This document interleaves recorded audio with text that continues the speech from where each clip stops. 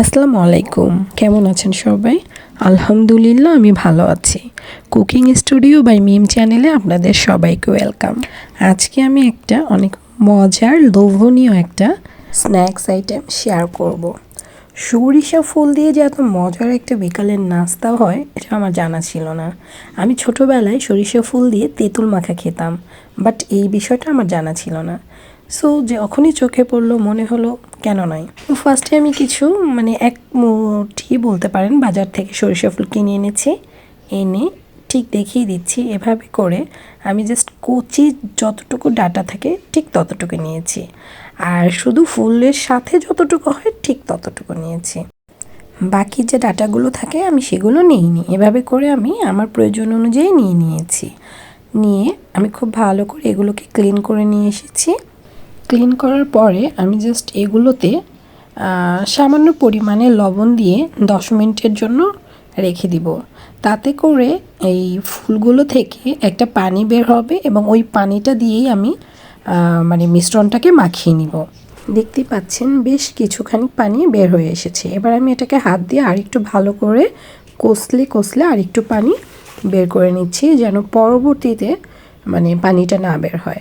ব্যাস হয়ে গিয়েছে। এবার আমি হাফ কাপ চালের গুঁড়ি অ্যাড করেছি, তার সাথে হাফ কাপ ময়দা দিয়েছি 1 কাপের মতো হচ্ছে পেঁয়াজ কুচি, স্বাদ মতো হচ্ছে কাঁচামরিচ, ধনেপাতা, তার সাথে হচ্ছে হাফ চা চামচ ধনিয়া গুঁড়া, আর হাফ চা চামচ থেকে একটু কম দিয়েছি গোলমরিচের গুঁড়া, দিয়েছি কিছুটা শুকনো মরিচের গুঁড়া, তার সাথে হাফ চা চামচ হলুদের গুঁড়ো, তার সাথে হাফ চা চামচ আদা বাটা আর হাফ চা চামচ রসুন বাটা দিয়ে 1 প্যাকেট ম্যাজিক মশলা অ্যাড করেছি, স্বাদে ম্যাজিক যেটাকে বলে, যাতে করে টেস্টটা আরও বেশি হয়।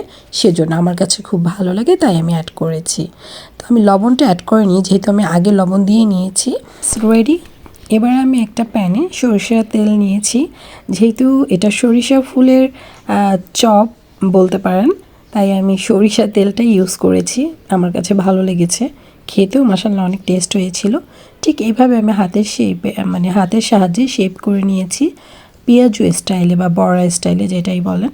এভাবে করে নিয়ে আমি সবগুলোকে দুবারে করে ভেজে নিয়েছি। এটা ফার্স্টবার দিয়ে জাস্ট উল্টে পাল্টে একটু ভালো করে, এটা ডুবো তেলে ভাজার প্রয়োজন নেই, আপনি অল্প তেল দিয়ে এটাকে ভেজে নিতে পারবেন। আমি জাস্ট অল্প তেলেই এটা ভেজে নিয়েছি।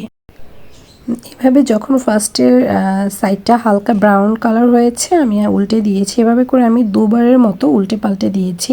জাস্ট একবারই যে উল্টে দিয়েছি ঠিক সেরকম না, আমি জাস্ট 2-3 বার করে উল্টে দিয়েছি। এভাবে করলে হয় কি, যে কোনো স্ন্যাক্স আইটেম বিশেষ করে এরকম ভাজা টাইপের এগুলো খুব ভালো মচমচে হয়।